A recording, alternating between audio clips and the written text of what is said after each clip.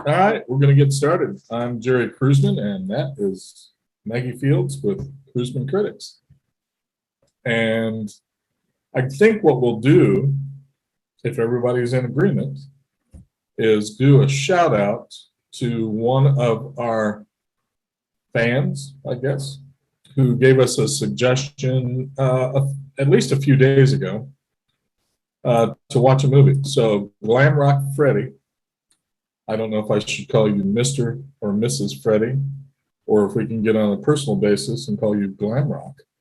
But we'll be honest, we did not take the time to spend the money or go out to watch Extraction Point, but I will agree with you from the trailer. It's got to be one of the worst, if not the worst movie I've ever not seen in a long time. I don't even know where to begin with this. My granddaughter and I were kind of on, we were kind of like a mind melt kind of thing. And we were agreeing on several points. It looked like a student film, and a bad student film at that. Now, again, I said before that we would not criticize and rip apart films. And I'm sure that these folks put a lot of effort into this movie and probably a lot of money. This should preface it right here, 1.1 out of 10 on IMDb. From the trailer, there's not a whole lot that I could see that drew me into this movie at all.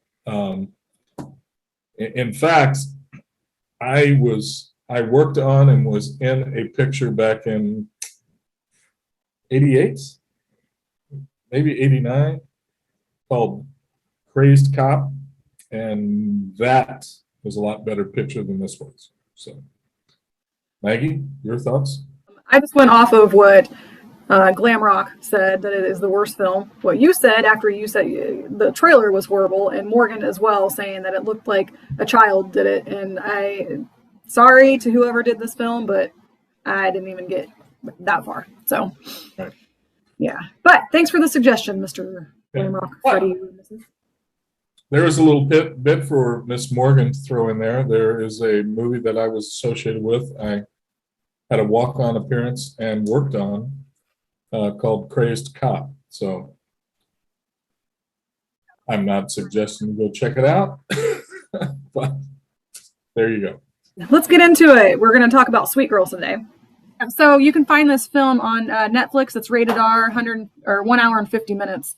So I would definitely say it's an action, maybe action thriller. I don't know. Action for sure. Good flick. Oh my, that was super entertaining. But I will tell you, as soon as maybe 15 or 20 minutes into it, I hate to spoil it or whatever, but I think even just from the previews, you can tell that the mom or the wife dies. But that hit home with me with the whole cancer thing, and then the little girl laying on her chest and she took her last breath or whatever, and I just lost it because that just brought back memories to our own, and I couldn't stop. And then I was like, yeah, and you know what? I didn't even pick up on that, Mags, and I'm sorry about that. But that's okay. To your points, I mean, yeah, I mean, it was sad. It set the tone of the movie. That'll be the last part I think that Maggie or I will do as a spoiler, because I think she'll agree that there's a twist of this movie that we just don't want to give away, and we want you all to watch it and enjoy it. And even more so, it's free, right, on Netflix. So why not go out and enjoy this movie? Oh my God, it's so good. It's really, really, really worth watching, and it's heartfelt. But the twist, so good. Yeah, so starring Jason Momoa and Isabel Merced, whatever. Whatever. Yeah, she did a really good job. I was not familiar with her, but it looks like she was in a lot of like Nickelodeon, Dora the Explorer, what you were saying, Dad, that you really enjoyed. I watched enough of the Dora show when the kids were really little, so I have not seen the movie and probably won't, but that's okay. Maybe when I have grandkids someday in like 10 or 15 years, who knows? But when you get a boring moment, or when I say, hey, we're going to review Dora the Explorer, you'll have to watch it. So Transformers, the last night she was in 2017, just so you know. yeah. Okay, so let's keep on with her, right? Isabella. So born in Ohio, she's 20 years old. She's an actress and a singer. And well, just fun tidbit, she was accepted into college at the age of 15. So Oh, yeah, I like that. She's a smart girl. yeah, sounds like it. She's Peruvian and American, which she believes that she feels like she's more Peruvian. Sorry, Yes. Peruvian. Yes. Yep. I've seen her in little bits and pieces of things, and to Maggie's point, she Nickelodeon, a lot of TV, not very many films. Goes back to 2013, the House that Jack built, and just a plethora of things. Sicario, Day of the Soldado. I've seen that movie popping up a couple different times on 2018, but seems good actress. So, you want to talk about Jason Momoa? Let's do that. Yes, that Hawaiian Hey, hottie. guess what? Yes, He's the same age as me. He is the same age as you. I was going to bring that up. 42 years old. He just turned 42 August 1st, it says. So we know him from Aquaman and then probably the HBO Game of Thrones. So, yes. And then, he's got, so you notice that he had the, on his left eyebrow, he's got that scar there. So I guess he had a beer bottle that was broken. He got into a brawl or whatever, and he had to have 140 stitches during a reconstructive surgery. So you're all over it, Mags. I mean, you just nailed it. I'll segue into that. One of my films I like to watch because I like Sylvester Stallone. He was in called Bullet to the Head, a 2012 film. He was also in Braven and Aquaman, which Maggie, I think you might have said. He is going to be in the new remake of the movie Dune, coming out in 2021. And in 2022, Aquaman and the Lost Kingdom. And it's currently filming. And also Slumberland, which I've heard that name of that film a couple different times now in 2022 as well. But yeah, I enjoy him. I think he's going to be an up-and-comer. He has his own production company and actually solicited, let me get the director. So Brian Andrew Mendoza is associated with Jason Momoa's production company, and he actually directed this, which was his film debut, Sweet Girl. He was mostly known as a producer. But more importantly, he was also associated with Braven, which was Jason Momoa, and associated with Jason Momoa's production company. So I thought he did a good job from a directorial debut, for sure. I feel like he is definitely familiar, even though there's not a ton on him yet. Totally fine, but familiar, I would say, just maybe because of his wife, Lisa Bonet, who was married to Lenny Kravitz. So let's start with Justin Bartha. He was the guy that kind of gets killed that starts this whole thing, and that's all I'll say. But you know him as Riley Poole, National Treasure film series, also the Hangover trilogy. And Morgan will flash his little face right up on the screen, and everybody go, yeah, I know that guy. Oh yeah, I know. Oh yeah. This was a different role for him. It was short-lived, but it was short-lived, and it was a bad guy, which I can't remember. I can't ever remember seeing him in a bad guy. So no, but he did a good job. Yep. He sold it. Lesser known is Lex Scott Davis.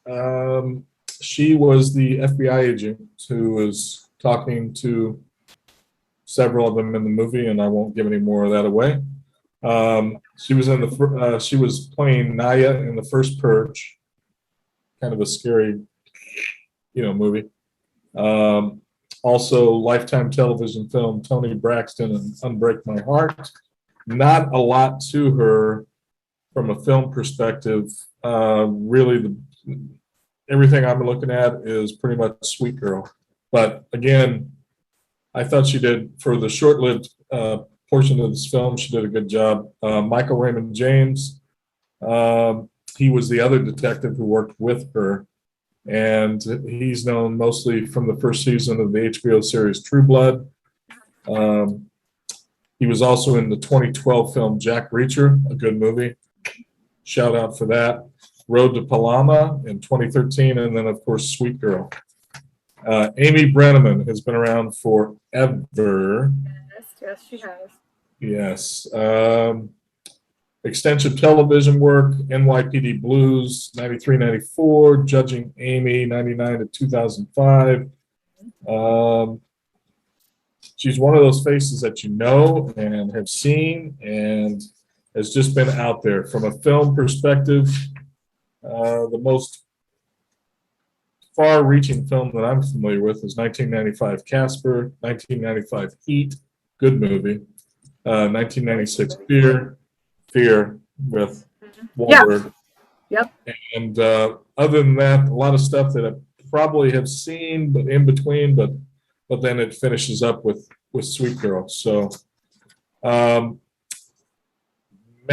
Garcia Rolfo is the bad guy, one of the bad guys that keeps chasing him throughout the film. Oh, yeah.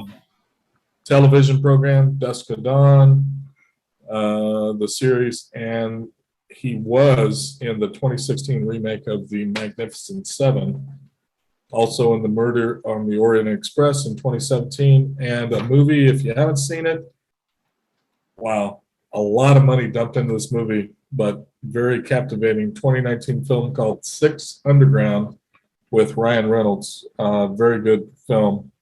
Yeah, that is a good one. Maggie, you got anything you want to fill in on that? On any of that? The Fugitive, which has, what's that guy's name in it? Cast Tommy Lee Jones. I kept thinking James Earl Jones. I'm like, that's not the one. Tommy Lee Jones. Tommy Lee. So the actor, the young bad guy actor or whatever, reminds me he could be like his son or something. I swear to God, I was like, man, he looks just like him. Anyway, that's all. So what do you want to rate this one at, Dad? I liked it. I liked it a lot. I'm north of 4. I think from a critical perspective, I don't think it did as well. But everybody listening, forget about that. Go watch this movie. Especially, it's free. I'll go 4.20 out of 5 is what I would give it. Yeah, sounds about right to me. Sound about right? Sounds about right. 4.2 out of 5.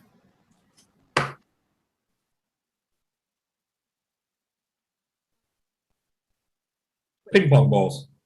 You can segue into the next one. My pick was thick. Gunpowder Milkshake. Girl power. Hello. Have you all picked up on the theme? We're kind of going with girl movies this week, except for Extraction Point. I don't know what that was. Okay, so Gunpowder Milkshake. You can find that on Netflix. It's rated R, hour and 54 minutes, action thriller. It is fun. It's a fun one. And all the girl power, of course. It's a little gruesome sometimes, but... Yeah, so I guess the best way to describe this movie, and I found another review that said almost the same thing, which kind of disappointed me because I thought this up, but it's kind of like a girls as in plural version of like a John Wick movie. It's got that kind of action, like boom, boom, boom, boom, boom, boom, and well done. I was talking to Chris again, another shout out for Mr. Chris. God, Chris, he's so popular. He is popular. Well, he and I talk movies every day. So anyway, we both thought that the choreography in this thing was exceptional, which, just as you referenced in Born a Champion, you know, that choreography to make it look so real. I mean, that's hard to do, and no different in this film. And I think everybody will enjoy it. It's action packed, and again, if you liked or even didn't like, but just like we're engrossed with John Wick, it's kind of like that, except girls. Yeah, even kind of like a Charlie's Angels feel, but like right, but over the top. So this one starring Karen Gillan.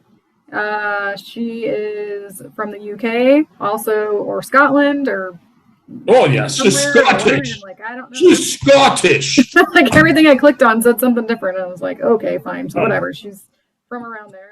She's 33 years old. Know her from the Guardians of the Galaxy, Avengers, Jumanji, and she also worked as a model. So she's been in a lot of stuff, and I feel like we're definitely going to keep seeing her. This is for Morgan. Going back to what Maggie just said, because everybody will go, what? But Guardians of the Galaxy as Nebula. Put that up on the screen so everybody can see, because you don't see it here against the Guardians of the Galaxy. It'll all, when the picture gets up there, it'll all make sense. So if we want to move on to the next one. Like Angela Bassett, Not much on Angela. Actually, there's a ton on Angela, but Angela has been around forever in a day. Boys in the Hoods in '91. What's Love Got to Do with It? A biopic of Tina Turner. '93. Malcolm X. Green Lantern with Ryan Reynolds in 2011. Contact 1997. Good movie. Olympus Has Fallen in 2013. London Has Fallen in 2016. Black Panther in 2018, and Avengers in Endgame. Yes. A few other actresses that are in this that we have seen before, but also Paul Giamatti. We spoke about him last week, so we won't go into him, but he was in this one as well. So yeah, he's such a versatile actor, and doesn't matter what he plays and how much he plays in a movie. He just really flushes it out pretty well. So I agree with you, Max. I mean, you can't help but talk about Lena Headey, which is, everybody knows her as Cersei Lannister, HBO Game of Thrones. Probably got her big film break where everybody started to notice her in The Brothers Grimm in 2005 and 300 in 2007, along with The Jungle Book, which would have been a voice film in 1994. Very good actress, and I'm glad she got her break. And I will tell you that she is a vegetarian. In a 2011 interview, she said that she occasionally follows the vegan diet. She has a number of tattoos, including a large floral design on her back. Well, it's a Pima cauldron quote on her ribs. She told Gloria that she finds the process of getting tattoos calming. Obviously, that's kind of nice. Yeah. What? Oh, I had mine done last August, and the girls thought that it's the only one I have, the first one that I've got. And the girls were like, you know, it'd be okay, it's probably gonna hurt, blah, blah, blah, or whatever. I came out of there, they're like, how'd you do? And I was like, y'all lied to me, that felt good. And this one gal I love is Carla Gugino. God, she's been around for a while, and every time I see her, I can't help but fall in love with her again. Night at the Museum, probably one of the biggest that everyone will know, The Watchmen. Michelle Yeoh, a versatile actress that was actually born in Malaysia, and I believe she, at the age of 20, she won Miss Malaysia beauty pageant. Memoirs of a Geisha, Kung Fu Panda 2, Crouching Tiger, Hidden Dragon, and most recently, The Crazy Rich Asians. you will probably remember her from. I don't know this actor very much, but I wanted to throw him out there. Ralph Ineson. He's an English actor. He was the gentleman with that voice that just grabbed you in this movie, and he was the one whose son was killed. And I won't give any more away, but yeah, he was in The Witch, Game of Thrones, and the Harry Potter films. But pay attention to him. His son's killed in this movie, and he does a lot of voice work, but his voice it's captivating. It grabs you. And Maggie, you know what I'm talking about, right? You know who I'm talking about in this movie. Totally. Yeah. Fun movie, very much action-packed, very much girl power. It was a good watch. I think you should all watch it. It's maybe not with kids. It is a little bit gruesome. The little girl did a really good job. What do you want to rate this then? Oh, man. I think a 4. I'll give it a 4. It was really good. It was fun, entertaining. I don't love so much of the gruesome. I could do without some of the blood or whatever, but for the movie, like it was just part of it, and that was it was fine. I liked how colorful it was, and yeah, a 4. I'll give it a 4. A 4 girls, a 4 Powerpuff Girls. Yep, I'll give it a 4 plus. I agree with you. It was, because of the kind of movie it was. I mean, it's going to go over the top. It gets a little violent, gets a little bloody, but refer back to John Wick. But it's very colorful. It grabs you.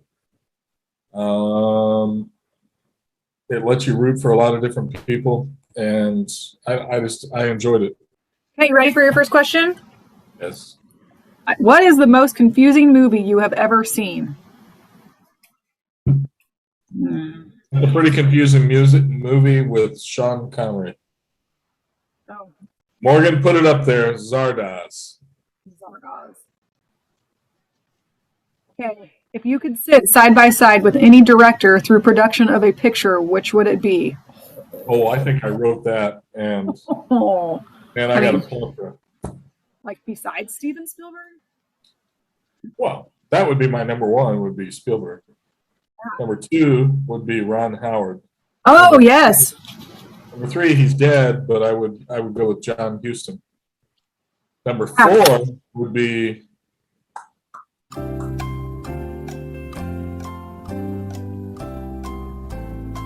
I'll divert to you while I think of who that was. I don't really know a lot of directors. That's not something that I really normally pay attention to.